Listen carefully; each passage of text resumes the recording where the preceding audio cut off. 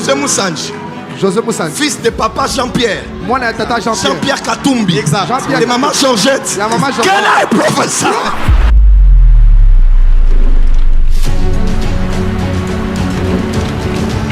Je suis entré dans la maison de Valérie. Et quand je parle, je ne suis pas en Afrique. Je ne suis pas en Europe. Je suis aux États-Unis. Quand j'arrive aux États-Unis, j'atterris à Illinois et à Chicago. Là où tu es, tu as rêvé de moi. Mais c'était pas à Kinshasa. Oui, d'ailleurs, c'était à Lubumbashi. Je suis en plein culte ici et j'ai eu une vision du couple Jean-Paul et Adassa. Et l'Esprit de Dieu m'a emmené à voir le jumeau de Jean-Paul. J'ai vu Jean-Pierre. Et je suis arrivé en esprit dans leur maison et dans votre église. L'Esprit du Seigneur m'a dit de vous dire, il y a un grand réveil. Dans mon esprit, même pendant que j'ai parlé, j'ai vu l'apôtre Jonathan là. Tu as entendu l'apôtre Jonathan, on est ensemble avec lui-même.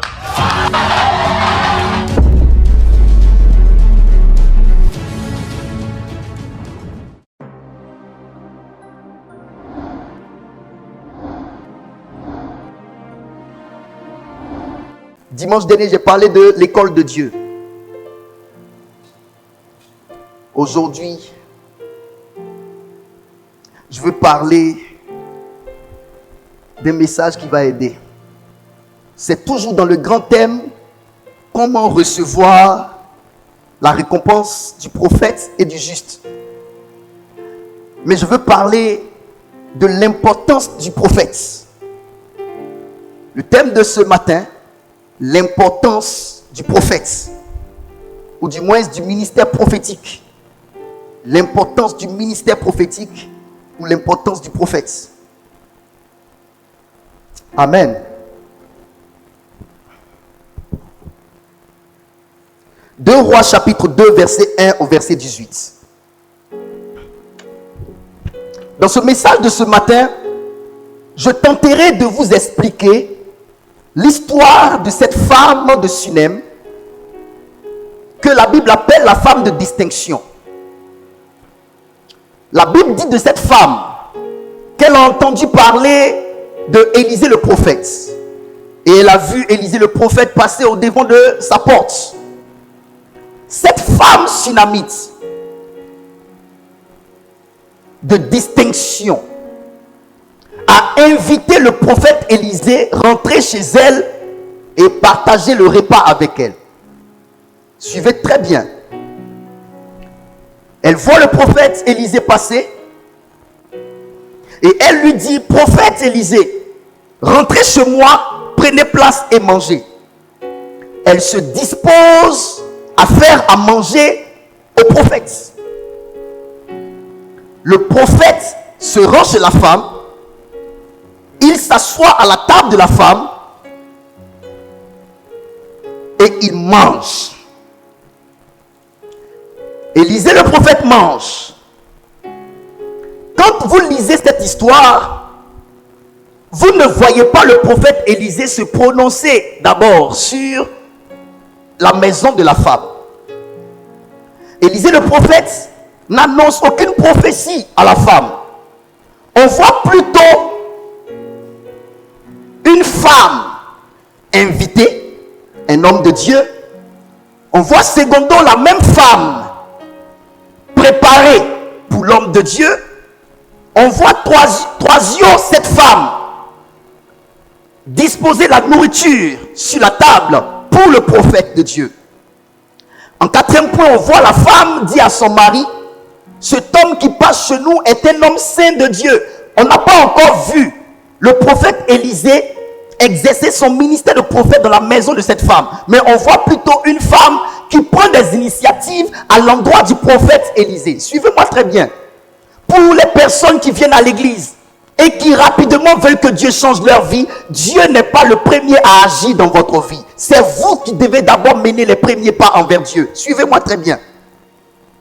Je sais pourquoi j'ai commencé à planter le décor de cette manière, pour que vous puissiez comprendre. J'ai dit quoi? On voit un prophète Élisée passer juste au devant de la maison d'une femme de distinction à Sunem. Donc le prophète se lève, il est en train d'aller dans une direction, il prend la route et passant comme devant maman Flora, maman Flora est dans sa maison et elle voit le prophète Élisée. Elle voit le prophète Élisée. Le prophète Élisée ne demande rien à maman Flora. Le prophète Élisée ne demande pas à maman Flora de l'inviter. Le prophète Élisée ne demande pas à maman Flora de lui donner à manger. Mais elle prend la décision de manière unilatérale d'inviter le prophète. Elle l'invite manger. Elle prépare la nourriture. Elle met sur la table. Elle sert le prophète. Elle finit de servir le prophète. La seule chose que le prophète fait, c'est d'accepter l'invitation, de s'asseoir à table, de manger la nourriture et de rentrer chez lui. Il ne s'est pas encore prononcé sur le cas de la femme. Et quand vous regardez l'attitude de la femme, on voit la femme qui n'est pas préoccupée par ce que le prophète Élisée dirait à sa maison. La femme n'est pas pressée de recevoir une prophétie. La femme n'est pas pressée de recevoir une prière. Mais elle est plutôt concentrée sur le service. Suivez-moi très bien. Elle sert le prophète. Après, elle dit à son mari, cet homme de Dieu est un homme saint de Dieu. Elle rentre maintenant dans la phase du témoignage de l'image du oint. Elle est en train de blanchir le prophète. Élisée, prophète de Dieu. Vous savez que les prophètes ont très souvent un mauvais témoignage. Mais cette femme, elle, se fait elle-même une opinion personnelle de la vie du prophète Élisée. Elle dit, j'ai peut-être entendu des choses qui ne sont pas très reluisantes sur la vie du prophète. Mais je l'envoie chez moi à la maison afin de me faire moi-même une idée personnelle de ce qu'il est. Suivez-moi très bien ce matin. De me faire une idée personnelle de qui il est. Ce que les gens disent de lui dehors, ça n'engage que, de toute façon, ce que je n'ai pas sémé, je ne moissonnerai pas. Le témoignage qu'on rend du prophète Élisée dehors, ça n'engage que ceux qui rendent le témoignage. Mais moi, je me ferai moi-même une idée, une opinion personnelle de qui il est. Elle invite. Elle prend le temps, elle observe. Elle dit à son mari, cet homme de Dieu est un homme saint de Dieu. Ça veut dire, elle amène son mari à voir le prophète comme elle le voit. Parce que, quand elle dit à son mari, cet homme de Dieu est un homme saint de Dieu, elle a déjà vu elle-même que c'est un homme saint de Dieu. Maintenant, elle va aller convaincre son mari pour que son mari voie du même regard qu'elle. Ça veut dire c'est une femme qui est capable de changer l'image, de restaurer l'image d'une personne aux yeux de tous ceux qui sont dans son entourage. Est-ce que vous comprenez le message? Allons-y doucement. Aujourd'hui, je vais prêcher. Et on va se comprendre. Elle convainc son mari que c'est un homme saint de Dieu. Et elle décide cette fois-ci de quitter le niveau de donner à manger, mais de faire une chambre haute, afin que le prophète Élisée, passant par là, puisse dormir là et puisse faire ses prières. Élisée n'a encore rien fait. La femme n'a encore rien demandé à Élisée. Vous voyez la différence? Pourquoi Dieu traite cette femme de distinction? On ne traite pas un homme d'homme de distinction pour rien. On ne traite pas une femme de distinction pour rien. On ne traite pas un individu d'individu de distinction pour rien. Regardez cette femme. Qui est à l'œuvre? C'est la femme. Élisée le prophète n'est encore pas à l'œuvre. Il est servi. Et lorsque le prophète Élisée va dormir dans cet endroit, avec le temps qui va s'écouler, il va s'asseoir maintenant et il va dire à son serviteur, qu'est-ce qu'on peut faire pour cette femme qui nous a servi avec tant d'empressement? Il rajoute tant d'empressement. Ça veut dire que Élisée ne parlait pas encore parce qu'il observait. On ne peut pas observer et parler en même temps. Tout ce que la femme faisait, il était là, il observait la femme. C'est ainsi que quand vous rentrez dans la maison de Dieu, Dieu ne dit encore rien sur votre cas. Dieu ne dit encore rien sur ce qui vous concerne, mais il vous observe. Lorsque vous pensez que Dieu ne se prononce pas sur votre situation, ben c'est parce que Dieu veut d'abord observer. Lorsque vous dites que Dieu n'a encore rien dit vous concernant, c'est parce que Dieu est en train d'observer qui vous êtes, qu'est-ce que vous faites. Lorsque vous pensez que Dieu ne s'est pas encore prononcé sur votre mariage, sur votre avenir, sur votre destin, sur votre destinée, sur la vie de vos enfants, sur vos projets, ben c'est parce que Dieu veut d'abord vous observer. Il vous regarde pour voir qui vous êtes, pour voir votre contenance. Parce que quand on dit un homme, ce n'est pas la formation physique humaine. Un homme, c'est sa contenance. Qu'est-ce que tu vaux? Qui es-tu? Quelles sont tes valeurs? Quel est ton caractère? Quelle est ta nature? C'est la contenance qui fait l'homme. Et Dieu observe. Et là où nous sommes ici, dans cette église, nous tous, nous sommes sous observation du ciel. Dieu nous observe. Mais lorsque Dieu t'observe, qu'est-ce que tu présentes à Dieu? Quelle attitude montres-tu à Dieu pendant que Dieu t'observe? Écoute-moi très bien. Si Dieu ne s'est pas encore prononcé, c'est qu'il utilise ses yeux.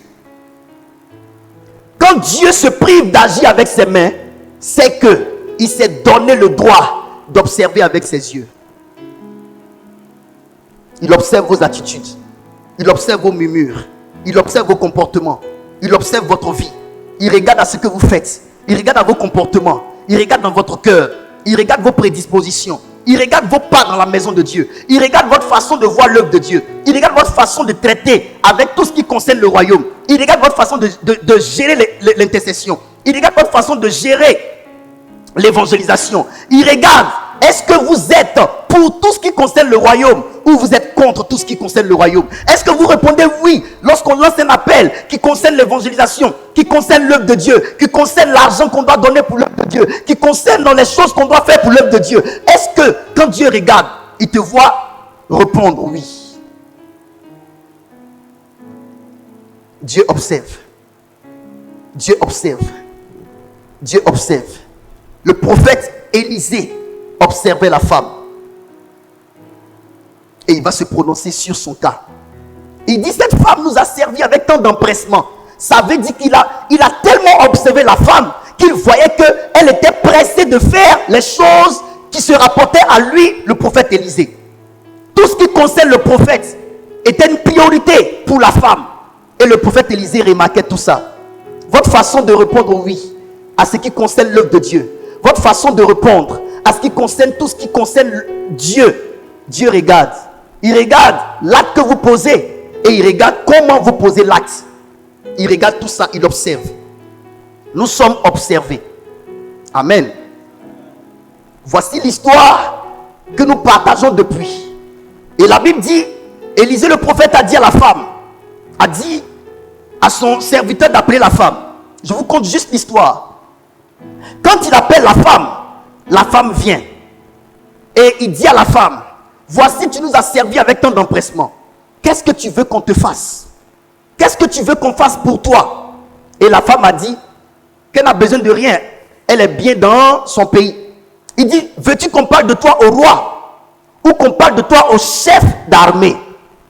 La femme dit non, elle n'en a pas besoin. Donc c'était une femme qui n'avait besoin vraiment de rien. Mais comment se fait-il que cette femme se soit mise à la tâche envers le prophète Élisée? C'est une question que je me pose. Et c'est pour ça que je veux que nous parlions aujourd'hui. C'est la nouvelle là qui est tombée dans nos mains aujourd'hui que nous devons partager. Nous devons chercher à comprendre, mais pourquoi? Qu'est-ce qui était derrière la tête de la femme? Est-ce qu'elle faisait toutes ces œuvres-là envers le prophète par intérêt? Ou qu'est-ce qui la motivait au fait? Est-ce qu'elle faisait ça parce que réellement elle avait compris que c'était sa mission sur la terre? Quelles sont les raisons qui expliquent cet acharnement dans l'œuvre qu'elle a eu à accomplir envers le prophète Élisée? On va essayer de comprendre aujourd'hui. Élisée entend son serviteur lui dire, maître, cette femme n'a pas d'enfant et son mari est vieux. Il annonce que l'année prochaine, à la même époque, à la même date, elle ferait un enfant. Elle dit, non mon Seigneur, ne trompe pas ta servante. Ça veut dire, ce sujet-là, depuis longtemps, je l'ai traité. J'ai mis mon cœur sur ce projet de tomber enceinte. Ça n'a pas marché jusqu'à ce qu'aujourd'hui, je décide finalement de laisser tomber. Mon mari est vieux, je n'ai pas besoin d'enfant forcément. Laisse-moi faire ce que je sais faire. Je n'ai pas besoin que tu viennes me rappeler de mauvais souvenirs. Mais ce que le prophète Élisée a dit, c'est ce qui finalement s'est passé dans la vie de cette femme. Je veux que vous ouvrez vos yeux, vos oreilles et que vous m'écoutiez aujourd'hui. Parce que la partie la plus importante, maintenant là, c'est le message. Et si tu n'as pas compris le message, tu as tout raté. dormez les samedis. Parce que vous venez au culte dimanche, dormez les samedis. Ne buvez pas d'alcool. Et quand vous buvez beaucoup, vous êtes saoulé, vous dormez, quand vous vous réveillez, vous sentez toujours le poids de l'alcool sur vous. Et les dimanches, ça fait que Satan vous empêche d'écouter le message qui va sauver votre vie. On se tient ensemble debout pour lire le texte de 2 Rois chapitre 2, verset 1 au verset 18. C'est maintenant qu'on va prêcher. Amen. Je lis la parole.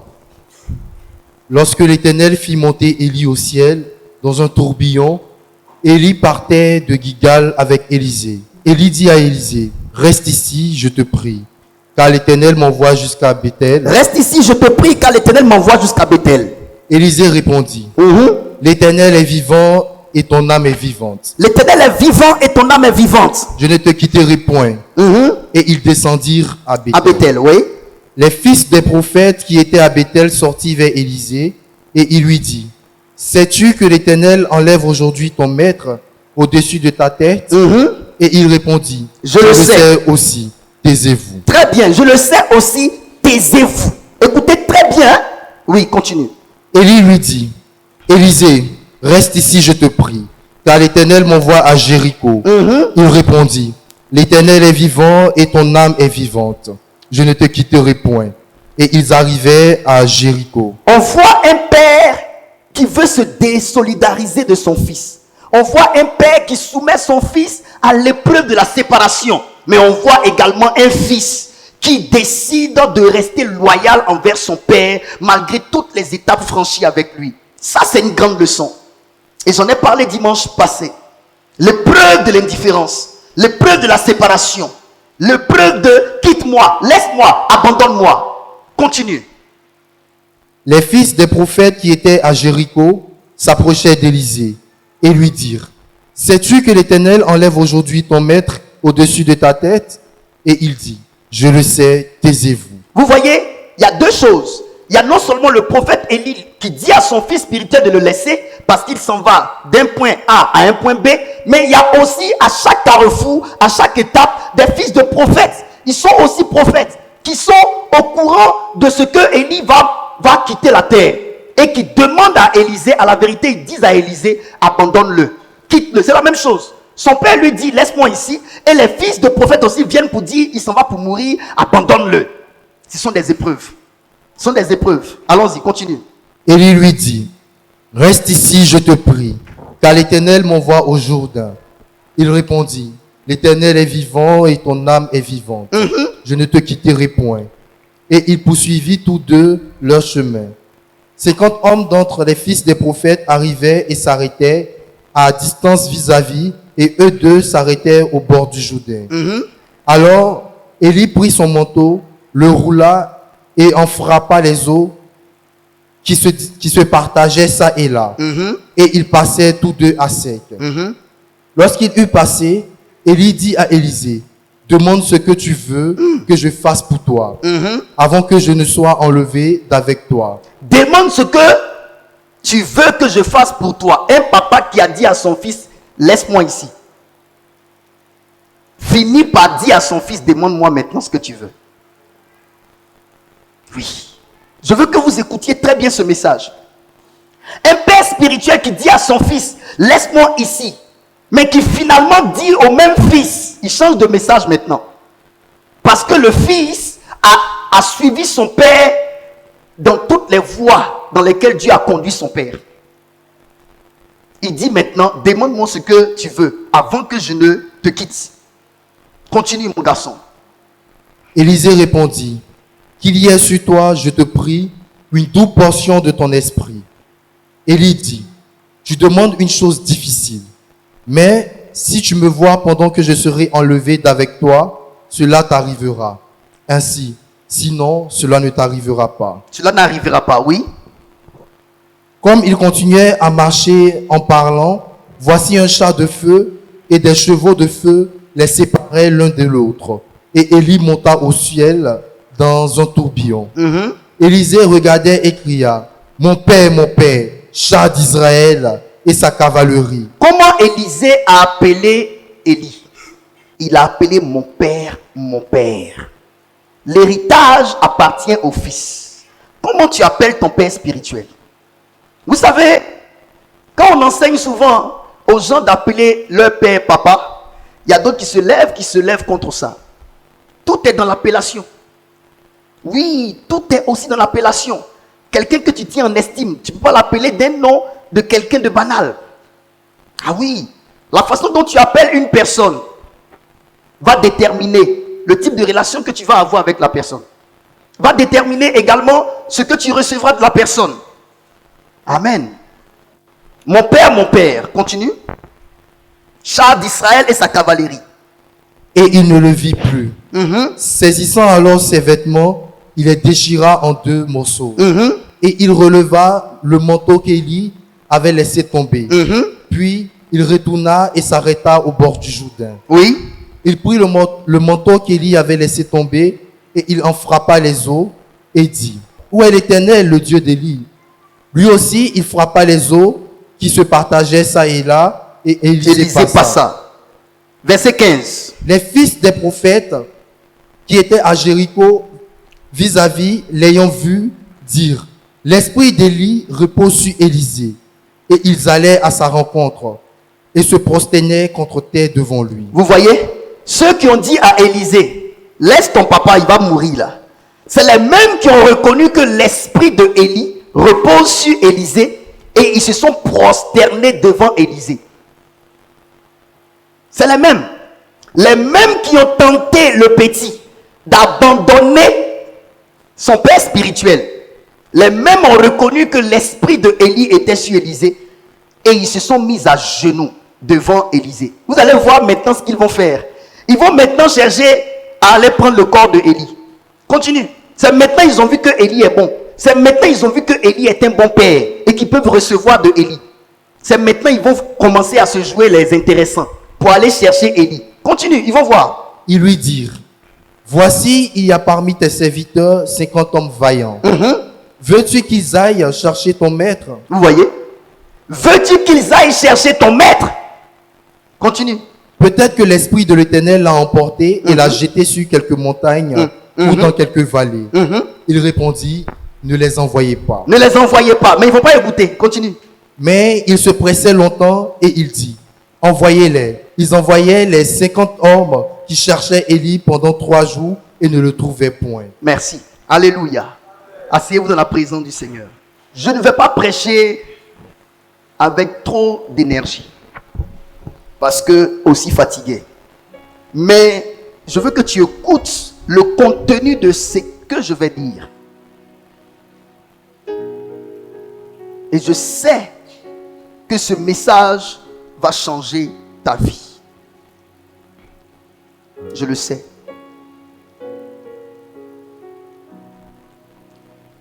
La première déclaration que j'aimerais faire est celle-ci. Et c'est une très grande leçon de vie que vous devez retenir dans votre vie. L'héritage des grandes onctions, l'héritage des grands pouvoirs ne sont jamais la part de ceux qui abandonnent. Je répète, l'héritage des grandes onctions, l'héritage des grands pouvoirs ne sont jamais la part de ceux qui abandonnent. Si vous abandonnez Jésus, vous n'aurez pas d'héritage avec Jésus. Si vous abandonnez l'église de Dieu, vous n'aurez pas d'héritage de la part de l'église de Dieu. Si vous abandonnez votre père spirituel, vous n'aurez pas d'héritage de votre père spirituel. Amen. J'aimerais parler à quelqu'un aujourd'hui. Il y a une très grande leçon que Dieu nous donne dans ce test. C'est que ceux qui abandonnent leur père spirituel n'ont pas de part d'héritage avec eux. Ceux qui abandonnent leur père spirituel n'ont pas de part d'héritage avec eux. Ceux qui abandonnent leur église n'ont pas de part d'héritage avec leur église. Ceux qui abandonnent un homme d'affaires n'ont pas de part dans les affaires des hommes d'affaires. Et j'aimerais vous parler aujourd'hui. Il y a des leçons de vie que Dieu nous enseigne. Notre Dieu est un enseignant. Et la Bible dit, tellement que Dieu est friand de la connaissance, tellement que Dieu est friand de la connaissance, il a mis la connaissance dans la nature. Et l'apôtre Paul dit, la nature elle-même ne nous enseigne-t-elle pas? Or, la nature a été conçue par qui? Par Dieu. Dieu est tellement friand de la connaissance que Dieu a fait de la nature maître. En regardant la nature, en observant la nature, tu peux apprendre des leçons de vie. Pour vous amener à comprendre que notre Dieu distille de la connaissance. C'est le même Dieu qui a dit, mon peuple périt parce qu'il lui manque la connaissance. Et parce que tu as rejeté la connaissance, je te rejetterai. Notre Dieu est un maître qui enseigne. Et donc vous devez savoir que lorsque vous voulez aborder Dieu, vous devez l'aborder avec votre cerveau. Vous devez l'aborder avec des calepins. Vous devez l'aborder avec des stylos. Parce que Dieu distille de la connaissance. Et le Seigneur estime que c'est parce que nous n'avons pas de connaissance que nous périssons. Ne craignez pas Satan. Il a été déjà vaincu à la croix. Craignez l'ignorance. Ne craignez pas Satan. Il a été déjà dépouillé. Il a été déjà vaincu. Craignez l'ignorance. Ne pas connaître. Craignez ça. Vous vous souvenez que le 18 mars, nous avons eu un programme ici. Lors du programme, on a eu des coupures. C'était pas juste Satan. C'était juste de l'ignorance. C'était juste le manque de connaissance. Et ça m'a fait mal quand j'ai appris par les techniciens qui sont venus travailler ici par rapport au 29. Les raisons pour lesquelles il y a eu des coupures. Ils nous ont dit. Ils nous ont dit ça. Mais Satan surfe sur les failles. Là où tu ignores, c'est là où le diable te tient en échec. Ça me fait mal de ne pas connaître. Souvent vous avez accusé Satan là où vous devriez accuser votre cerveau. Souvent vous avez accusé les sorciers là où vous devrez accuser votre mauvaise éducation. On peut avancer?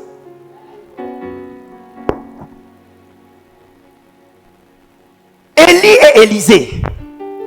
Une histoire de marche. Suivez-moi. Quand vous voyez Élisée, il marchait avec qui? Il marchait avec qui? La personne avec qui tu marches détermine ta part dans ce monde. Deuxième grande leçon. La personne avec qui tu marches détermine ta part dans ce monde. C'est pourquoi la Bible dit, les mauvaises compagnies corrompent les bonnes mœurs. Dis-moi avec qui tu marches. La Bible nous parle d'un prophète Élie, avec qui Élisée marchait. Élisée marchait avec le prophète Élie. Il est devenu quoi? Prophète. Tu marches avec qui? Avec qui tu marches? Ne marches-tu pas avec une sœur qui passe son temps à aller avec des hommes? Ne marches-tu pas avec un frère qui passe son temps à aller avec des femmes? On voit Élisée marcher avec le prophète Élie.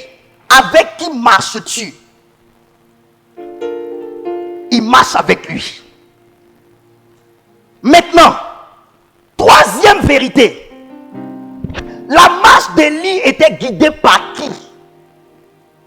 Quand vous lisez le texte qu'il a lu, est-ce que je vous donne des grandes leçons? Quand vous lisez le texte qu'il a lu, la Bible dit que Élie dit à Élisée, laisse-moi ici car l'Éternel m'envoie dans telle contrée. Élie le prophète était guidé par la voix de l'Éternel. Celui avec qui tu marches est lui-même guidé par quelle voix? C'est la voix de Dieu qui détermine les voies qu'on emprunte dans la vie. J'ai dit, c'est la voix de Dieu qui a déterminé les voies que Élisée a empruntées dans la vie. La question que je pose, il faut que tu saches que c'est la voix V-O-I-X qui détermine tes voix. V-O-I-E-S. Voix, ma voix, son, le son, la voix, V-O-I-X. C'est ce qui détermine les voies, chemin. Si ta maman te dit, avec sa bouche, sa voix, V-O-I-X, mon fils, faut pas aller dans ce chemin-là. Elle t'engage avec sa voix dans une voie chemin. Donc le chemin que prend un homme est décidé par la voie qui guide l'homme. Le chemin que qu'aborde un homme dépend de la voie qui guide l'homme. Est-ce que c'est la voie de Dieu, V-O-I-X, qui guide ta voie, V-O-I-E? Le chemin que tu prends est déterminé par la voie qui te guide. Quelle voie écoutes-tu? Élie le prophète écoutait la voix de Dieu. Tu ne peux pas suivre un homme qui lui-même suit la voix de Dieu et te perdre. Je répète, tu ne peux pas suivre un homme qui lui-même suit la voix de Dieu et te perdre.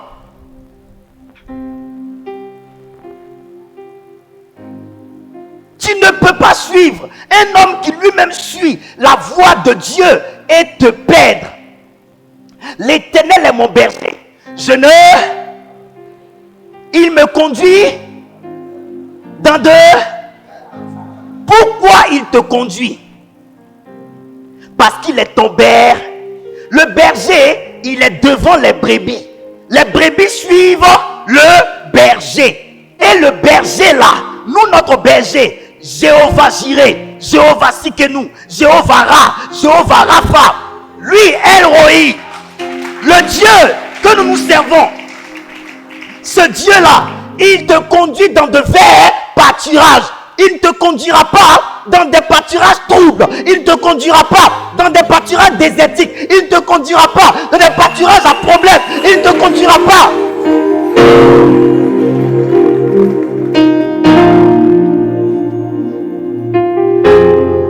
La part d'un enfant de Dieu est déterminée par la voie que l'enfant de Dieu suit. Nous sommes dans un monde de voies multiples. Il y a plusieurs voies. Est-ce que tu suis la voie de l'Éternel? Tu marches sur les conseils de qui? Maintenant, celui qui te donne les conseils, il tient ses conseils de qui?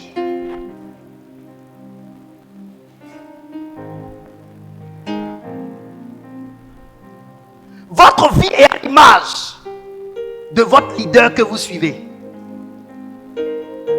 C'est pourquoi lorsque Jésus est venu vers Jean, vers Pierre, il a dit à Jean, il a dit à Pierre, suivez-moi et je ferai de vous des pécheurs d'hommes.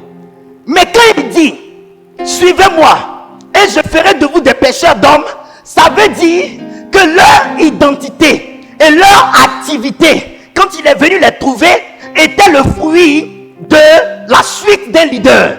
Qu'est-ce qu'ils ont suivi? Qui est-ce qu'ils ont suivi pour être là où ils sont? Ils ont suivi tous Adam.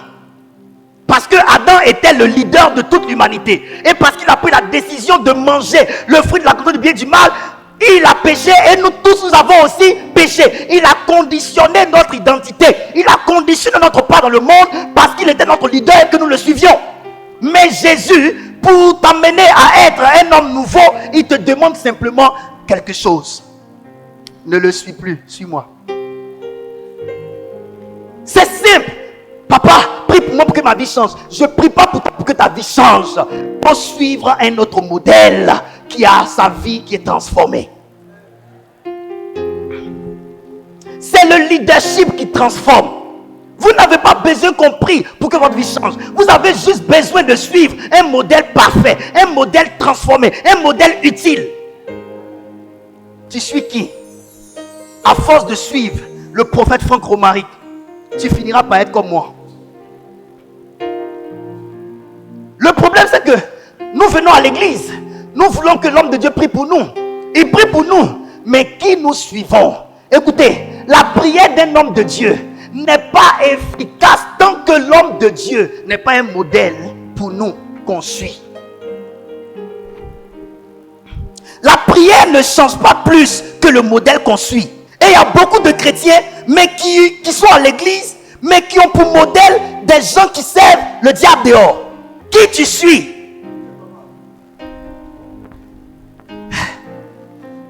Monseigneur Bibago, le verbe être au présent de l'indicatif. Je suis. C'est le verbe être. Le verbe suivre au présent de l'indicatif. Être, suivre. Les deux se disent de la même manière au présent de l'indicatif. Donc ce que tu es dépend de qui tu suis.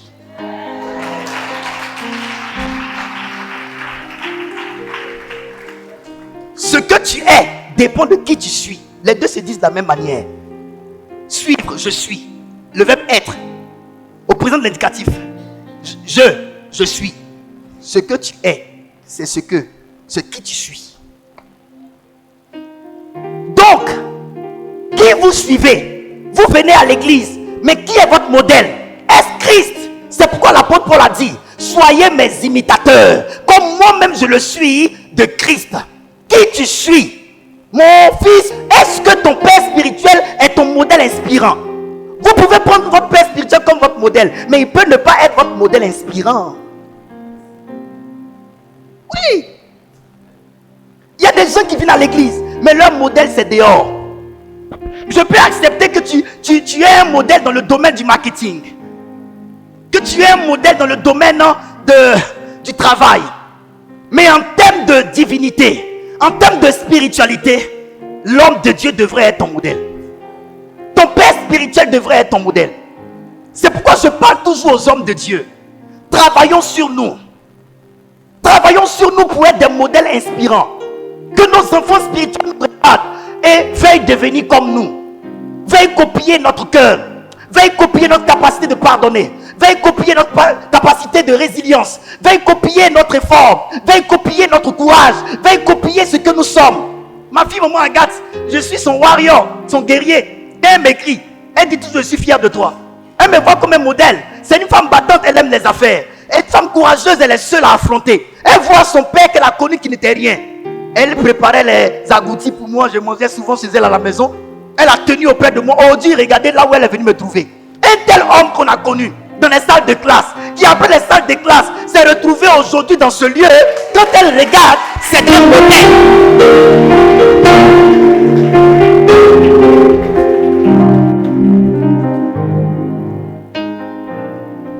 Lorsque Dieu veut vous donner un héritage, il vous fait suivre quelqu'un. Tout se trouve dans le leadership. Jésus-Christ, on le suit. Suivez Jésus et vous aurez ses exploits. Suivez Jésus et vous saurez ce que Jésus a eu. Suivez Jésus. Vous suivez qui? Vous suivez qui? On ne suit pas une voie sans être interpellé à suivre une autre voie. C'est pourquoi les 50 fils de prophètes ont dit à Élisée, ton maître sera enlevé de dessus ta tête. Pour dire, faut nous suivre. Je vais vous dire quelque chose. Vous ne suivrez pas Jésus tant que vous ne faites pas taire les 50 voix qui résonnent dans votre tête. Quand tu veux suivre un homme de Dieu, quelqu'un viendra te dire un mensonge sur l'homme de Dieu. Quelqu'un viendra te dire un mensonge sur l'église où tu vas. Quelqu'un viendra te dire quelque chose de mauvais sur la femme avec qui tu marches. Quelqu'un viendra te dire quelque chose de mauvais sur l'homme avec qui tu marches. Si tu ne sais pas faire taire certaines voies, tu ne pourras pas suivre la voie que Dieu t'a indiquée. Je vous pose une question. Est-ce que ce n'est pas Dieu qui a dit à Élie d'aller choisir Élisée? Mais est-ce que Dieu n'était pas là lorsque les 50 fils de prophètes sont venus dire à Élisée de rebrousser chemin? Ce n'est pas parce que votre voie que vous suivez est de Dieu que vous ne serez pas embêtés. Ah, si c'est la femme que Dieu m'a donnée, pourquoi il y a tous les problèmes? Ça peut être de Dieu et tu peux avoir des problèmes avec. Ton église que tu as choisie peut être de Dieu et tu peux avoir des problèmes. Tu as justement des problèmes parce que tu es dans le bon chemin. Le diable, il ne se lève pas contre ceux qui ne marchent pas contrairement à sa volonté.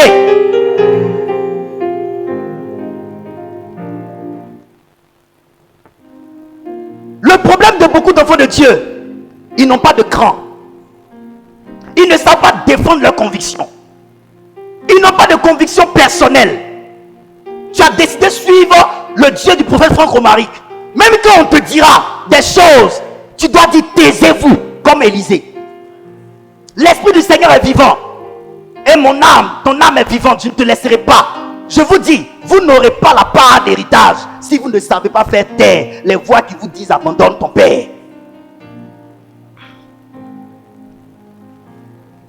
Vous pouvez venir à l'église à deux. Ton ami peut te quitter l'église. Mais c'est son choix. Toi, tu demeures là. Parce que tu sais ce que tu cherches. Avoir une conviction et défendre la conviction. Élisée a tenu auprès de Élie, le prophète. Il a lutté pour faire taire toutes les voix qui lui disaient laisse ton père. Parce qu'il sait ce que Dieu lui a dit. Alléluia. Est-ce que je peux continuer? Est-ce que vous avez compris cette partie? Mon Seigneur, tu as compris? Maman Flora, tu as compris? Vous avez compris? Tu as compris? Monsieur Agré, où il est mon fils? Tu as compris ce qu'il a dit? Tu n'auras pas de part d'héritage avec moi si tu me quittes. Et vous devez savoir, vous ne serez pas éligible à l'héritage que Dieu donne à un père si vous n'avez pas réussi au test de la séparation.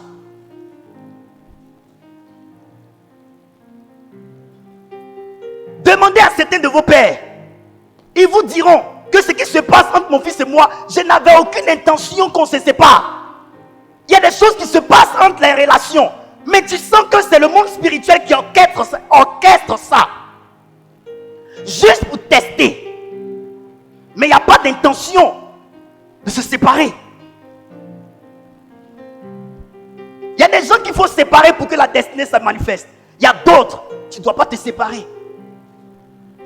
Si Élisée se séparait de Élie, Élie allait monter au ciel avec le manteau et laisser la terre orpheline.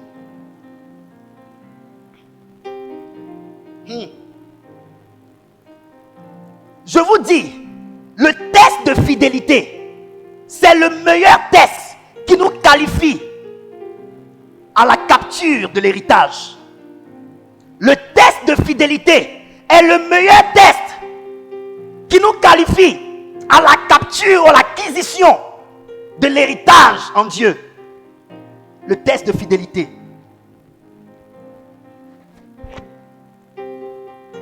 Alléluia. Est-ce que tu es avec moi? Allons-y mollo mollo. Aujourd'hui c'est la réflexion. On doit s'asseoir et réfléchir. Dieu ce n'est pas pour les plaisantins. Dieu c'est pour les personnes qui ont un ventre creux. Le Seigneur c'est pour les personnes qui ont un caractère. Le Seigneur c'est pour les personnes qui ont des valeurs. Je vous ai toujours dit, j'ai commis des erreurs peut-être dans mon parcours ministériel avec vous. Mais vous ne pouvez pas dire que Franck Romaric n'a pas la tête sur les épaules. Je suis un jeune monsieur conscient. Très conscient. J'ai compris avec Dieu que Dieu n'est pas pour les plaisantins. La marche avec Dieu, ce n'est pas la marche des plaisantins. C'est une marche pour les titans. Si tu n'es pas fort dans la tête, si tu n'as pas de mental, si tu n'as pas de morale, tu n'auras rien avec Dieu. Dans ton parcours avec Dieu, toutes les propositions te seront faites pour que tu abandonnes le chemin. Tu vas devoir montrer à Dieu que tu es déterminé. Si vous venez dans la maison de Dieu et que par amour pour vous, l'homme de Dieu prie pour vous pour que les portes s'ouvrent et que Dieu lui-même s'oppose à l'ouverture des portes, c'est parce que Dieu veut traiter le caractère avec vous. Dieu veut traiter le caractère avec vous. Parce que la maison qu'on bâtit, plus haut la maison doit se lever, plus bas la maison doit descendre. La fondation d'une maison est en fonction de son niveau de hauteur. Les R plus 3, 4 là, on ne fait pas leur fondation de manière superficielle. On descend plus en bas. Donc quand le Seigneur est en train d'établir des normes en toi, il est en train de fouiller ta vie, briser ta vie, te traiter, te travailler en profondeur. Tu veux qu'il te donne l'argent, tu veux qu'il te donne le mariage, mais il laisse tomber tout ça. Et puis il est en train de rentrer dans ta vie pour que tu abandonnes l'impudicité, pour que tu abandonnes le mensonge, pour que tu abandonnes les critiques, que tu abandonnes l'orgueil. C'est que Dieu veut t'élever haut. Et c'est ce que beaucoup d'enfants de Dieu ne savent pas. Je vais vous dire quelque chose. Pourquoi Élisée était soumis à de telles épreuves? Je peux te parler? Dites-moi, est-ce que vous êtes prêts à écouter la parole de Dieu? Ok, écoutez-moi bien.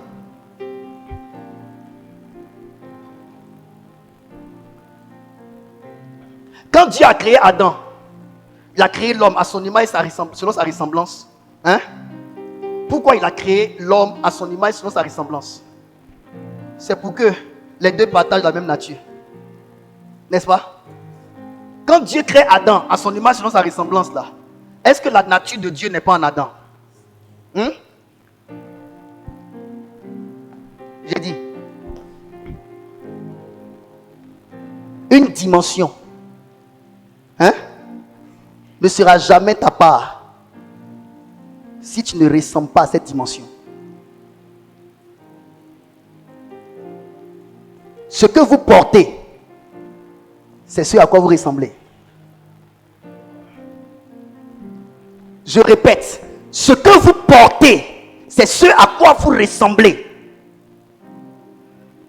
L'homme dans le jardin d'Éden avait Dieu en lui. Mais c'est normal, il avait été créé à son image selon sa ressemblance. Si tu ne ressembles pas à Dieu, tu ne portes pas Dieu en toi. Et donc pourquoi Dieu vous éprouve? Il vous éprouve parce qu'il veut vous donner un héritage. Cet héritage-là, si vous ne ressemblez pas à cet héritage, vous ne pouvez pas porter l'héritage. Dieu t'éprouve pour que tu ressembles à ce qu'il veut te donner. Tout ce que Élisée était en train de subir comme épreuve était juste pour que Élisée ressemble à ce qu'il va recevoir. Tu auras la forme de la dimension que tu dois porter. Tu auras la taille de la dimension que tu dois porter. Imagine-toi, toi-même tu es 1m20. La dimension que tu dois avoir, c'est 1m80. Tant que Dieu ne t'a pas tiré à être 1m80, comment ça peut te contenir?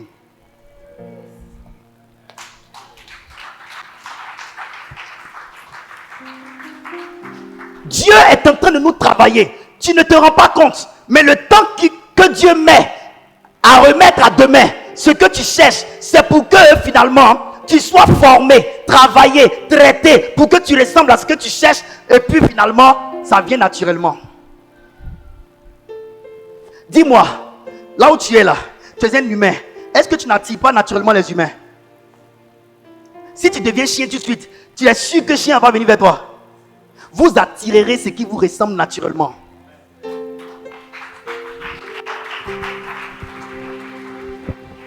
Donc le problème n'est pas qu'est-ce qui vient vers toi, qu'est-ce qui sort de toi. Dieu travaille pour que tu ressembles à ce que tu cherches, afin que naturellement, tu les attires. À cas Jésus, tu comprends? C'est pourquoi Dieu vous éprouve. Je peux avancer avec vous? Regardez avec moi quelque chose. Permettez-moi de prêcher. Pardonnez, ouvrez vos esprits. Élie le prophète, sous la menace de Jézabel, demanda la mort. Suivez-moi très bien. Élie le prophète, sous la menace de Jézabel, demanda la mort. Écrit ceci: les grandes onctions impliquent de grandes responsabilités.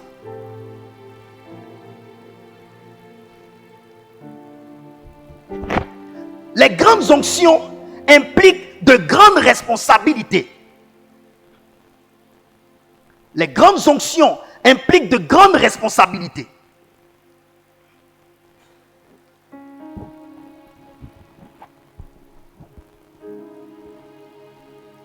Yes.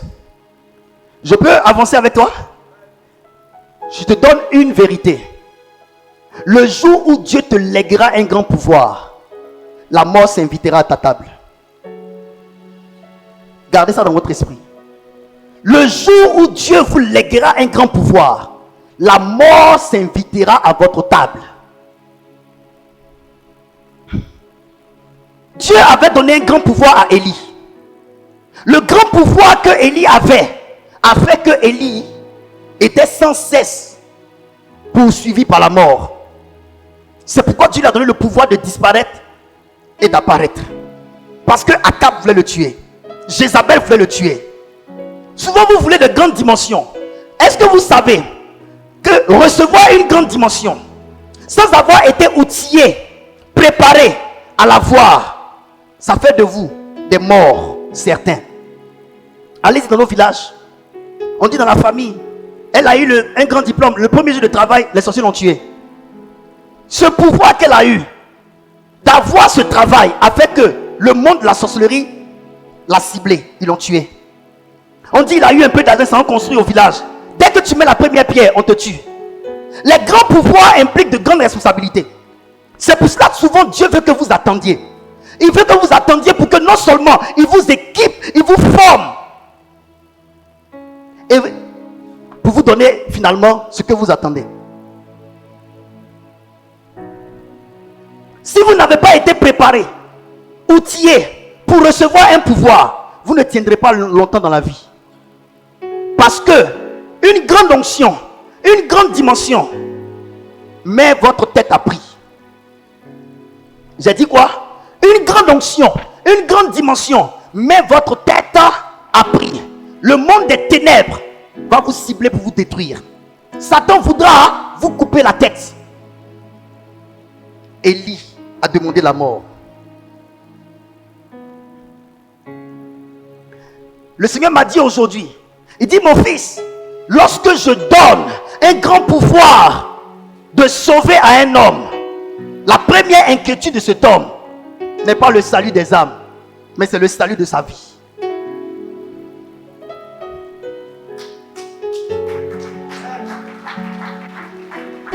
Quand Dieu te donnera le pouvoir de sauver des vies, tu vas sentir que tu ne fais pas attention, toi-même tu vas mourir. C'est pourquoi l'apôtre Paul dit, je traite durement mon corps pour qu'après avoir prêché l'évangile pour sauver les autres, je ne sois pas moi-même rejeté. Lorsque Dieu vous donne un grand pouvoir de sauver des vies, vous vous inquiétez pour votre propre vie. Parce que celui qui doit sauver des vies, sa vie est en danger. Est-ce que Satan va vouloir que tu sauves les gens qu'il a perdus? Est-ce que Satan va vouloir que tu puisses libérer des gens qu'il tient dans la sorcellerie? Est-ce que Satan va vouloir que tu libères les personnes qu'il a détruit dans le mariage, dans le travail? Les sorciers ont détruit ta vie. Et puis toi, Dieu te donne une onction pour délivrer la personne de la sorcellerie. Mais tu seras la cible de ces mêmes sorciers. Ils vont vouloir t'ôter la vie. Parce que le problème, ce n'est pas la personne qu'ils ont, dont la vie a été détruite. C'est toi qui veux sauver la personne. Tu ne fais pas leur affaire. C'est pour cela que Dieu nous prépare. Avant que Dieu ne te donne de grandes onctions, il faut que Dieu parle avec toi. Avant que Dieu ne te donne de grands pouvoirs, il faut que Dieu te parle. Avant que Dieu te donne de grandes puissances, il faut que Dieu te donne les réalités de dehors. C'est pourquoi quand vous venez dans la maison de Dieu, ne soyez pas pressés pour ce que vous devez recevoir. Cherchez à vous asseoir, qu'on vous enseigne sur les inconvénients et les avantages de ce que vous allez recevoir. Écoutez, dans le livre de Nombres, quand Moïse prie, il dit que l'Éternel te bénisse et qu'il te garde. Parce que lorsque la bénédiction vient dans votre vie, le premier ennemi de la bénédiction qui vient dans votre vie, vous croyez que c'est Satan? Ce n'est pas Satan, c'est votre cœur. Garde ton cœur plus que tout, car c'est de lui que viennent les sources de la vie. Je suis en train de préparer un message sur le cœur de l'homme. Dans la parole de Dieu, dans le livre de 1 roi, 2 rois, tous les rois que Dieu a suscités, ils ont bien commencé, mais arrivés dans les hauteurs, leur cœur a changé. Leur cœur s'est tourné vers les femmes, leur cœur s'est tourné vers les idoles. Quand Dieu te lèvera, c'est ton cœur qui va te piéger. Quand Dieu te lèvera, c'est ton cœur qui va te redescendre. Quand Dieu te lèvera, c'est à ton cœur que tu vas devoir parler. Ne soyez pas étonnés. À cause de l'élévation de Dieu, tu vas devenir orgueilleux. À cause de l'élévation de Dieu, tu vas être imbu de ta personne. À cause de l'élévation de Dieu, tu vas commencer à mal parler à ton pasteur. À cause de l'élévation de Dieu, tu vas commencer à quitter l'église. À cause de l'élévation de Dieu, tu ne vas plus venir dans la maison de Dieu. Tu seras trop occupé. C'est ton cœur que tu dois chercher à garder. Je ne vous parle pas mal. La Bible dit, avant la ruine, le cœur s'enfle. Attention au cœur qui s'enfle. Attention au cœur qui s'enfle. Quand Dieu va t'élever, c'est ton cœur qui aura le problème. Quand Dieu va te bénir, c'est ton cœur qui aura le problème. Remarquez pourquoi Dieu a mis une écharde dans le corps de Paul pour qu'il ne puisse pas être orgueilleux. À cause de l'excellence de la révélation des choses spirituelles. Si Dieu ne vous donne pas une plaie, si Dieu ne cause pas en vous une maladie, si Dieu ne cause pas en vous un malheur dans l'élévation, vous ne serez pas gardé. Vous allez perdre Dieu. Tu as compris? Pour que en haut tu sois gardé, souviens-toi d'où il t'a tiré. C'est ma prière en ce moment. Je vous prêche ce que Dieu m'a prêché. Je ne vous prêche pas ce que Dieu ne m'a pas prêché. Franck Romaric, mon fils divin, je suis en train de me préparer pour t'élever. Mais il faut que tu donnes les leçons de la vie. Dans les hauteurs. Dans les hauteurs. Ce n'est que dans les hauteurs que lorsque tu regardes en bas, ta tête tourne. Ce n'est qu'au sommet de montagne que lorsque tu regardes en bas, la tête tourne. Vrai ou faux? Monter sur une montagne, si vous jetez un coup d'œil en bas, votre tête va tourner. Mais quand on est ici, à même le sol, tu regardes à gauche, à droite, ta tête ne tourne pas. Tu feras plus attention quand tu seras en haut qu'en bas. Tu dois faire plus attention en haut qu'en bas. La Bible dit que celui qui est debout craigne de tomber. Le problème de beaucoup de personnes, oh papa, si tu pries pour moi que Dieu me bénisse, je vais servir Dieu. Dès qu'on prie, quand Dieu bénit, on ne voit plus l'enfant spirituel. Tu penses que Dieu veut sauver ton travail et te laisser toi? Un travail ne va pas au ciel. C'est ton âme qui doit devoir aller au ciel. Dieu veille sur ton âme plus que le travail que tu cherches. C'est ton âme que Dieu veut sauver. Et si Dieu doit perdre ton âme à cause d'un travail qu'il te donne, il préfère te faire patienter pour t'enseigner des leçons de vie avant de te donner cela. N'oubliez pas que ce que Dieu cherche, c'est votre âme qui veut sauver. Vous cherchez l'élévation, mais Dieu cherche votre cœur dans l'élévation. Vous cherchez la grandeur, mais Dieu cherche votre cœur dans la grandeur. Vous cherchez la puissance, mais Dieu cherche l'état de votre cœur dans la puissance. Vous cherchez la gloire, mais Dieu cherche l'état de votre cœur dans la gloire. Il dit à Israël, lorsque tu vas rentrer à Canaan, dans ce pays où coule le lait et le miel, souviens-toi d'une chose. Ne dis pas que ce sont tes forces, tes bras puissants qui t'ont permis d'avoir accès à ce peuple, à cette nation, que c'est moi l'Éternel. Garde ton cœur.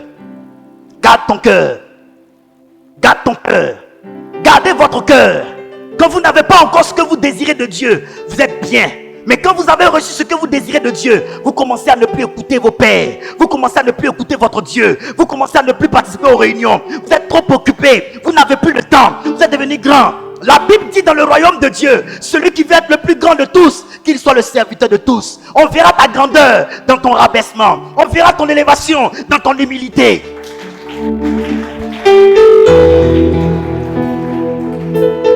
Aide-moi à être humble. Élisée doit recevoir le pouvoir double de Élie. Mais avant qu'il ne reçoive le pouvoir double de Élie, il faut que Élie lui montre la leçon de vie. On n'abandonne pas celui de qui on a reçu. Élisée, on n'abandonne pas celui de qui on a reçu.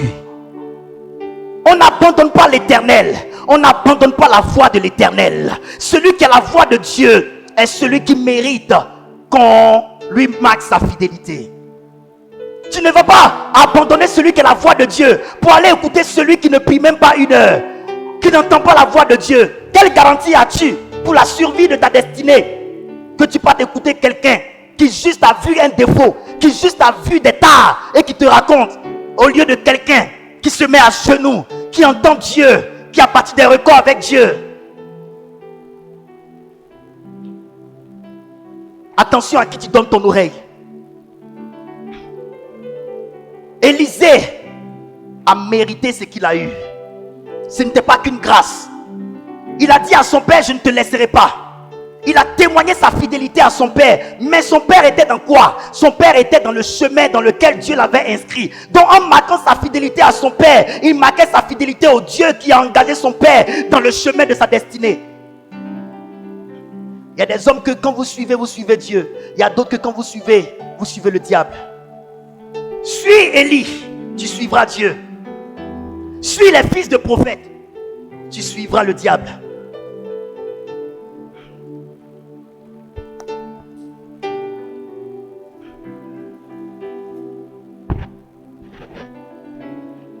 Écoutez-moi bien. Entre Élie et Élisée, qui avait besoin de qui? C'est Élisée qui avait besoin de Élie. Élie n'avait pas besoin de Élisée. Il y a des gens, on gagne plus à leur côté que eux ne gagnent à nos côtés. Finalement, Élisée a reçu le double de l'esprit qui est sur Élie. Aujourd'hui, je te parle d'une vérité. Je leur dis quelque chose. C'est un message qui est sur mon cœur. Le ministère prophétique. Excusez-moi, mais je vais vous donner une vérité. Le ministère prophétique est la cible des autres ministères aujourd'hui. Le ministère du prophète est la cible du ministère apostolique aujourd'hui, du ministère pastoral aujourd'hui, du ministère doctoral aujourd'hui, du ministère évangéliste aujourd'hui. C'est un fait réel. Et j'aimerais parler et crier mon ras-le-bol. Crier mon ras-le-bol devant toute la communauté ivoirienne, devant les nations africaines, devant les nations européennes. Chers prophètes de Dieu, chers prophètes de Dieu, le ministère prophétique est mis à prix aujourd'hui. Ils veulent détruire le ministère prophétique. Il y a des réunions qui se font dans le secret entre grands pasteurs. Les grands pasteurs qui ont réussi, les grands pasteurs qui ont des grandes églises, les grands pasteurs qui disent être le garant de la sanctification, de la propreté de l'église, tiennent des réunions pour détruire le ministère prophétique. Comme au temps du prophète Élie, Jézabel et Akab ont dressé pour programme l'éradication du ministère prophétique de la terre. Dans notre ère, il y a un plan de destruction du ministère prophétique. Les gens donnent l'impression qu'ils veulent juste performer le ministère prophétique. Ils donnent l'impression qu'ils veulent harmoniser le ministère prophétique. Mais en la réalité, ils mènent un combat sanglant contre le ministère prophétique. Aujourd'hui, les grands de certaines nations, qu'on appelle les pères, ils tiennent des réunions pour empêcher que les prophètes authentiques aient les visas pour entrer dans les nations et prêcher Jésus. Parce que le ministère prophétique est un ministère vivant. Le ministère prophétique est un ministère de dévoilement. Le ministère prophétique est un ministère voyant. Le ministère prophétique est un ministère lumière. Le ministère prophétique est un ministère de thaumaturge.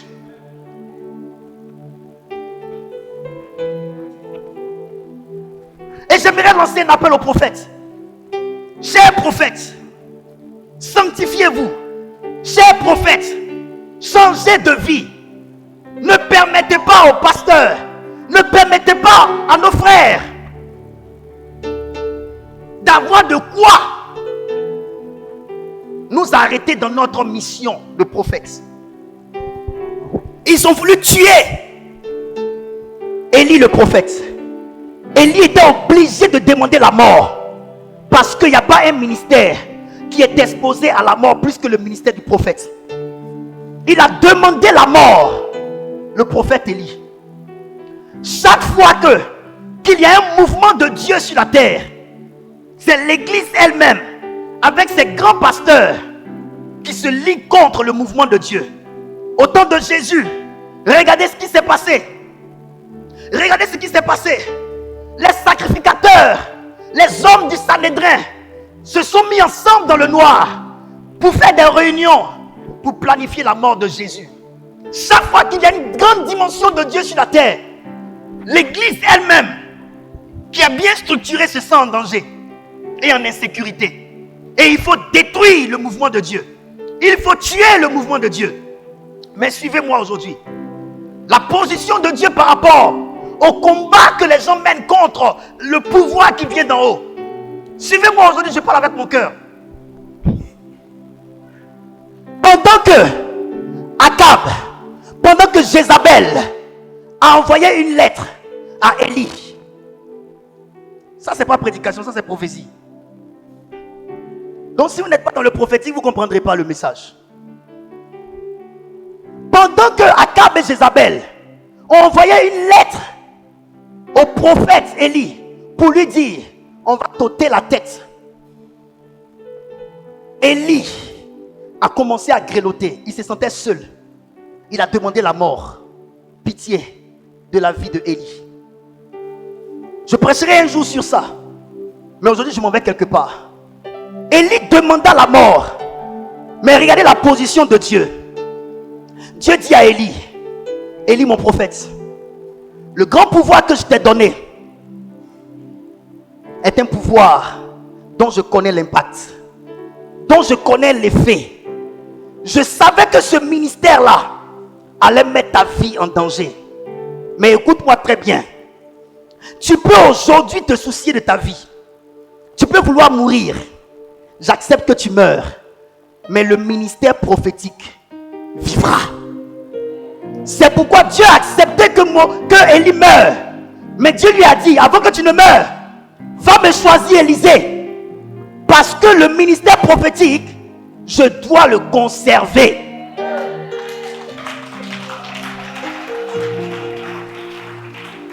Chers pasteurs, chers frères en Christ, chers docteurs dans la parole de Dieu, je ne parle pas de ceux qui ne combattent pas le ministère prophétique. Mais je parle de vous qui combattez le ministère prophétique dans le secret. Dieu a accepté la mort de Élie, mais il a refusé la mort du ministère prophétique. Choisissez-moi un autre qui aura plus de cran, qu'on appelle Élisée. Et pour montrer que Dieu veut ce ministère sur la terre, il dit pour Élisée, je ne donnerai pas ton esprit. Je donnerai la double portion. Je ferai plus que ce que j'ai fait. Laissez le ministère prophétique. Laissez-nous avec le prophétique. Laissez les prophètes vivre. C'est Dieu qui nous a appelés. Si notre ministère dérange votre institution, emprenez-vous à vos institutions. Laissez le ministère prophétique.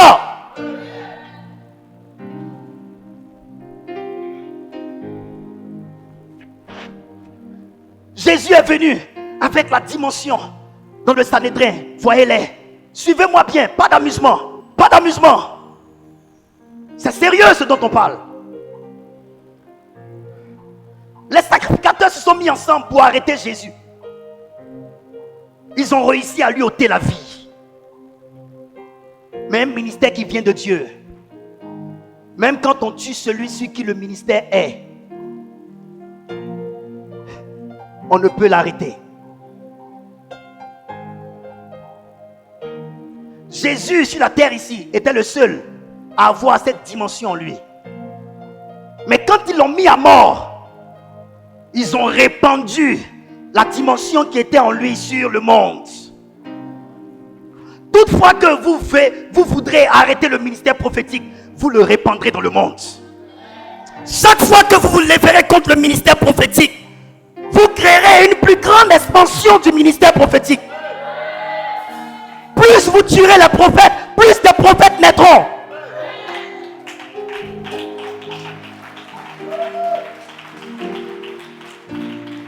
Vous ne pouvez pas arrêter le ministère prophétique. Les prophètes n'ont pas demandé de l'argent chez vous pour construire les églises. Les prophètes n'ont pas demandé de l'argent chez vous pour prendre les billets d'avion. Les prophètes n'ont pas demandé votre avis pour être oints par Dieu. Les prophètes n'ont pas fait vos écoles pour être oints comme ils sont. Vous ne pouvez pas arrêter ce que vous n'avez pas créé. Vous ne pouvez pas arrêter les hommes de Dieu que vous n'avez pas appelés. Et tout le monde n'est pas obligé de sortir de vos écoles.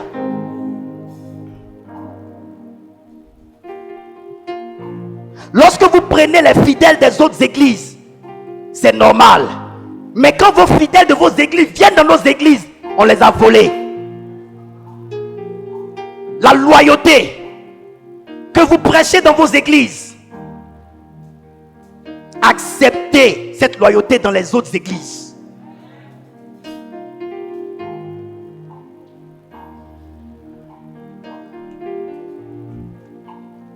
Alléluia. Ainsi a parlé l'Éternel.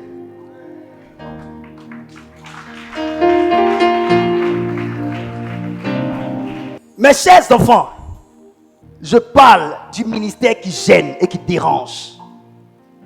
Écoutez, si ce que vous avez sur vous ne dérange pas, c'est que ça respecte les normes des gens. Ce que vous avez, quand ça va déranger, c'est que ça ne respecte pas leurs normes. Personne n'est le secrétaire de Dieu pour décider de comment Dieu doit utiliser qui que ce soit. Personne n'est l'organisateur des programmes de Dieu au ciel pour qu'on demande son avis sur comment nous devons organiser nos programmes de prière dans nos églises. Dieu va toujours vous feinter. Dieu va toujours vous dribbler. Dieu va toujours utiliser vos ruses pour vous révéler sa marque d'intelligence. Ce que vous voulez arrêter va sortir du milieu de vous.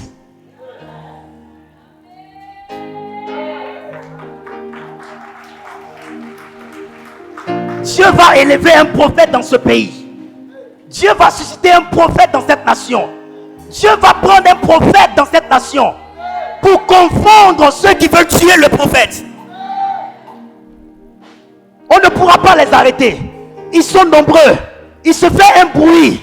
Dieu les a gardés dans le secret. Ils sont là, ils sont nombreux. Ils sont tous jeunes. Dieu va réveiller leurs esprits.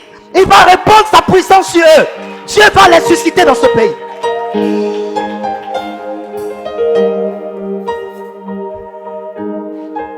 L'hypocrisie de l'église de notre siècle. On montre devant les caméras qu'on aime les prophètes. Mais dans le secret, on mène des combats contre les prophètes. On fait des réunions contre les prophètes. On partage des messages sur les groupes WhatsApp contre les prophètes. Si vous ne nous aimez pas, déclarez-nous la guerre. On va se mettre de côté.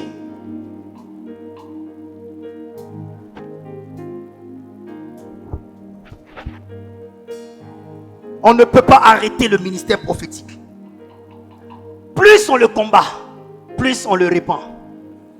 Plus on le combat, plus le ministère se répand. Plus on persécute un ministère, plus les projecteurs du ciel se tournent vers ce ministère. Plus on frappe un ministère, plus les anges trouvent que ceux-là sont faibles. Ils ont besoin de secours. Dieu protège le ministère prophétique. Et Dieu dit, Élie, j'accepte que tu meurs, mais le ministère prophétique vivra. Je suis venu déclarer ce matin, et je veux que tu te tiennes debout parce que nous allons acclamer pour le ministère prophétique que Dieu va susciter dans ce pays. Pousse des cris de joie. Acclame bien le Seigneur. Il ne peut pas arrêter un mouvement qui vient de Dieu. Alléluia.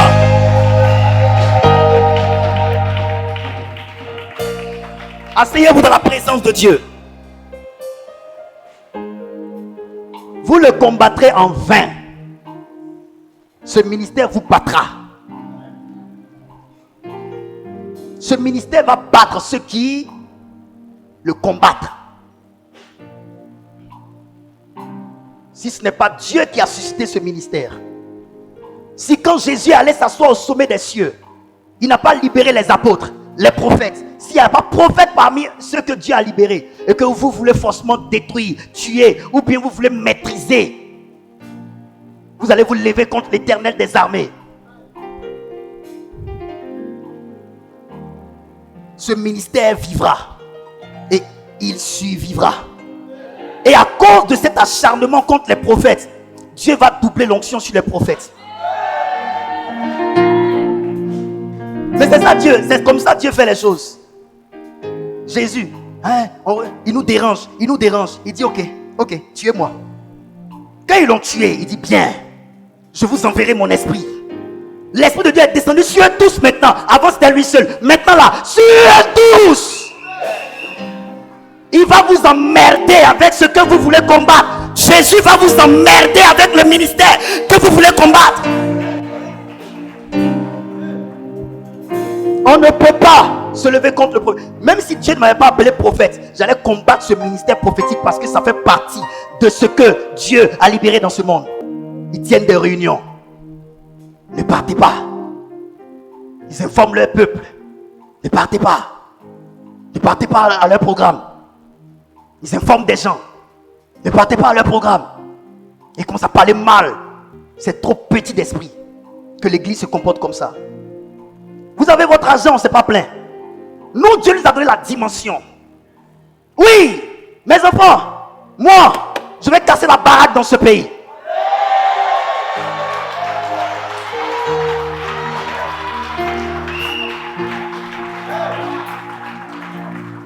Écoutez-moi bien. Élisée dit à la femme, veux-tu qu'on parle de toi au roi ou au chef d'armée? Est-ce qu'avant qu'Élisée ne reçoive la double portion de l'esprit de son père, il connaissait le roi? Est-ce qu'il connaissait le chef d'armée? Qu'est-ce qui lui a donné accès au roi et au chef d'armée? C'est la dimension qu'il y avait sur lui. Écoutez-moi très bien. Il y a des dimensions que lorsque vous atteignez dans le ciel, elle vous introduit dans les hauteurs des montagnes de la terre. Le Seigneur m'a dit hier, pendant que j'étais en train de dormir, le sommeil m'a quitté. Je vous parle de ce que j'ai vécu sur mon lit. J'ai senti la chaleur dans ma chambre. Et le Saint-Esprit a commencé à me parler. Je n'avais pas de calepin. Parce que tous mes calepins sont ici. Et j'ai pris mon téléphone. J'ai commencé à marquer. J'entendais la voix de Dieu audiblement. Il dit, mon fils, la dimension que Élisée a atteint dans le monde spirituel, augmente un peu.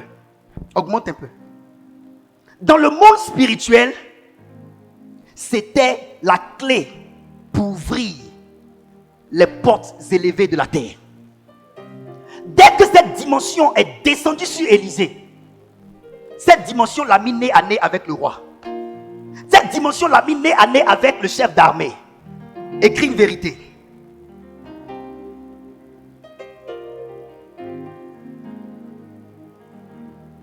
C'est ce que vous acquérez d'en haut qui conditionne vos acquis sur la terre. Ce que vous allez acquérir d'en haut va conditionner vos acquis sur la terre.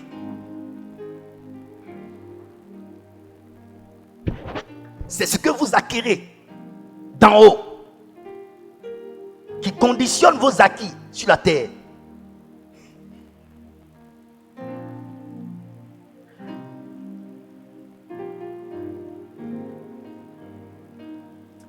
Écoute cette vérité. Il y a des dimensions en Dieu que lorsque tu les atteindras, les portes des grands s'ouvriront devant toi.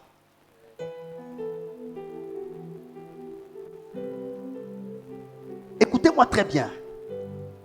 Élisée le prophète venait de recevoir cette double dimension de son père. Mais cette double dimension était la clé qui donnait accès à tous les grands de la terre. Les grands que vous voyez ne sont attirés que par les grands. Les grands de ce monde ne sont attirés que par les grands, par ceux qui ont de la grandeur en eux. Lorsque la dimension est descendue sur Élisée, cette dimension est une dimension supérieure, de sorte que même les fils de prophètes se sont prosternés devant lui. C'est une dimension qui plie les genoux devant soi. Dieu nous conduit bientôt dans la dimension qui plie les genoux devant nous. La dimension que Dieu a donnée à Élisée est une dimension qui a grandi le nom de Élisée. Les genoux qui se plient devant vous ne se plient qu'en raison de la supériorité de vos noms sur les porteurs de genoux. Est-ce qu'ils ont compris même? Les genoux d'un homme ne vont pas se plier devant toi si tu n'es pas supérieur à cet homme. La Bible dit Dieu a donné le nom au-dessus de tout nom à Jésus. C'est alors que tout genou fléchira. Si Jésus ne surpasse pas les hommes qui portent les genoux par le nom, les genoux ne se plient pas devant lui. Je vous parle de la dimension supérieure qui vient sur notre église maintenant. Je vous parle de la dimension supérieure qui vient sur nous maintenant. Et je prophétise sur ta vie que le Seigneur te donne un grand nom. Que le Seigneur te donne un grand nom. Un nom qui va t'ouvrir des portes. Un nom qui va t'ouvrir des saisons. Un nom qui va t'ouvrir des dimensions. Alléluia. Tes accès dépendent de la valeur de ton nom. Tes accès dépendent de la valeur de ton nom. Est-ce que tu as un nom qu'on connaît? Qu'est-ce qu'on dit de toi? Qui es-tu? Alléluia. Le Seigneur m'a dit, mon fils, j'envoie la dimension qui va faire que lorsque les grands vont ouvrir leurs fenêtres comme ça, c'est toi qui verront de l'autre côté. Ils sauront que n'importe qui ne peut pas habiter ce quartier. N'importe qui ne peut pas souffrir cette maison. Et si toi tu es dans cette maison, c'est que tu es quelqu'un. Cette dimension arrive. Je suis béni parce que je rentre dans cette dimension. Dieu est en train de nous donner un nom. Dieu qui est au ciel est en train de nous donner une dimension. C'est pourquoi j'annonce sur mes fils et sur mes filles. Je déclare sur vous que la grâce qui est en train de venir sur moi localise l'église, localise mes fils, localise mes filles.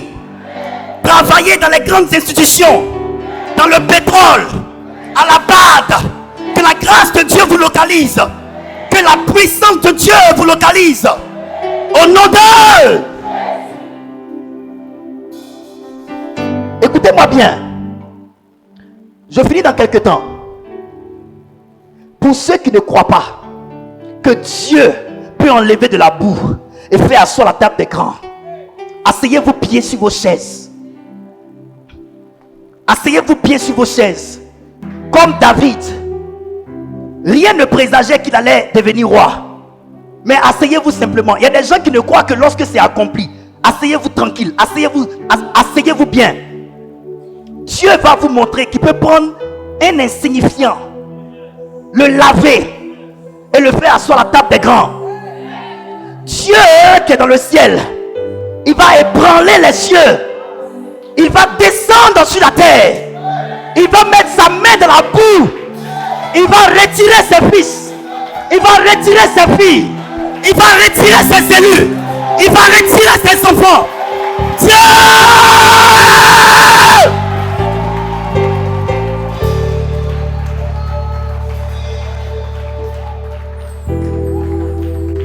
La Bible dit qu'il marquera ton nom dans le livre de vie. Mais ton nom ne sera pas seulement que marqué dans le livre de vie.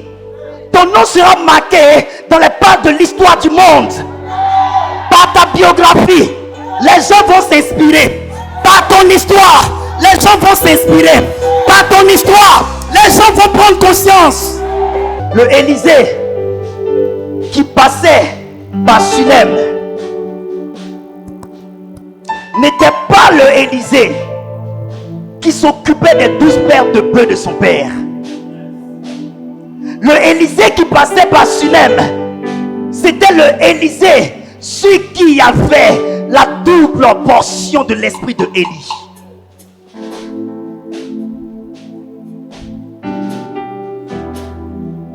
Est-ce que tu sais ce qui vient vers toi? La façon dont tu avais connu ton père autrefois. Bientôt tu connaîtras ton père dans une autre dimension. Le Élysée qui venait dans la maison de cette femme sunamite était un Élysée qui avait le pouvoir de connecter la femme au roi, la femme au chef d'armée. Quand je pense à toi et quand je pense que bientôt je pourrai, pour ce qui te concerne, non seulement prier pour toi, mais passer un coup de fil pour que tu aies des millions, passer un coup de fil pour que tu aies des contacts, passer un coup de fil pour que tu aies des accès. Mon cœur est dans la joie. Bientôt, je pourrai donner des marchés à mes enfants qui ont su me marquer leur amour et fidélité.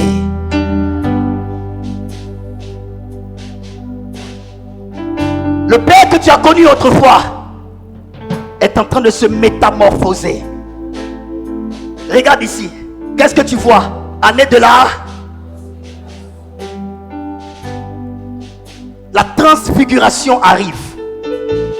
Peu importe ce qui va se passer, mais la transfiguration arrive. Et j'aimerais dire à tous ceux qui jouent avec Jésus, continuez. Mes enfants, on s'en va. On s'en va. La femme a appelé Élysée. Écoutez cette vérité. Écoutez cette vérité. Élysée servait un père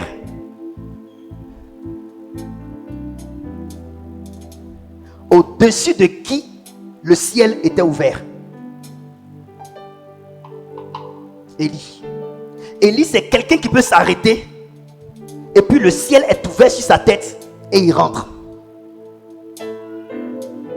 Est-ce que le ciel est ouvert sur la tête de ton père spirituel? Est-ce que ton père spirituel a le ciel ouvert sur la tête de son père spirituel? Nous sommes la maison du trésor. Et mon père spirituel, il est la porte des cieux.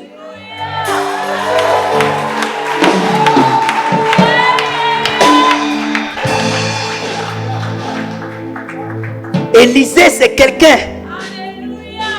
dont les pratiques spirituelles lui ont donné accès au ciel. Le Seigneur m'a dit une autre vérité que je vais partager. Le Seigneur me dit, mon fils, te souviens-tu qu'une fois tu étais à la Riviera 2 et il pleuvait et tu es arrivé du côté de Anono et il n'y avait pas de pluie? Il a dit oui. Il dit, mon fils, chaque lieu a ses propres réalités dans son ciel. Autant sur la tête de certains hommes, le ciel est fermé, et sur la tête de certains, le ciel est ouvert. Et le Seigneur me dit, Élisée le prophète était un prophète qui avait un ciel ouvert sur sa tête. Les activités spirituelles que menaient Élisée et son père leur ont donné l'ouverture du ciel. Un tel homme de Dieu a emmagasiné des pluies dans son ciel. S'il pleut là et qu'ici il ne pleut pas, c'est qu'il y a des pluies dans les nuages d'ici et il n'y a pas de pluie dans les nuages d'ici. Il y a des hommes de Dieu qui ont de la pluie, de la bénédiction, des grâces dans leur ciel pendant que d'autres n'en ont pas. L'enfant qu'attendait cette femme n'était pas au ciel. L'enfant était dans le ciel de Élisée le prophète. Qu'est-ce qu'il y a dans ton ciel? Quelles sont les réalités qu'il y a dans ton ciel? Vois la vie de ton père spirituel. Est-il un homme de sacrifice? Est-il un homme d'autel? Est-il un homme de jeûne et de prière? Est-il un homme d'offrande? Est-il un homme de pratique spirituelle? Il y a des choses en moi. Et il y a des êtres qui m'entourent. Nous ne sommes plus seuls.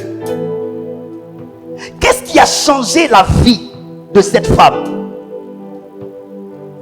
C'est qu'elle ait invité un prophète surdimensionné. Quelle dimension a ton prophète? Élisée était un prophète avec un manteau puissant. Je vais m'arrêter là aujourd'hui. Je vous partagerai ce qui a orchestré tout ce chamboulement dans la vie de la femme prochainement. Mais j'aimerais vous dire, il y a des choses qui sont au ciel qui viennent sur la terre ici. Et Dieu équipe le ciel de ses oins. Dieu est en train d'équiper mon ciel. L'année passée, Dieu a voulu vous montrer des réalités qui m'entourent. Il y avait des témoignages des gens pour qui je priais, à qui on disait, il y a quelqu'un qui a prié pour toi, il est un grand homme de Dieu, il est derrière toi. Dieu a voulu que vous entendiez tout ça. À la vérité, Dieu vous préparait. Il vous parlait pour vous dire, cet homme de Dieu est en train de changer sous vos yeux. Tout ce que Élisée faisait auprès de Élie, Dieu était en train de l'équiper. Dieu était en train de mettre la sémence dans son ciel. Dieu était en train d'équiper son ciel. Dieu était en train de mettre les miracles dans son ciel. Dieu était en train de mettre les prodiges dans son ciel. Dieu était en train de mettre la puissance dans son ciel. Pour que tous ceux qui auront l'occasion d'inviter Élisée soient les bénéficiaires des grâces dans le ciel d'Élisée. Que le Seigneur te bénisse et qu'il te garde.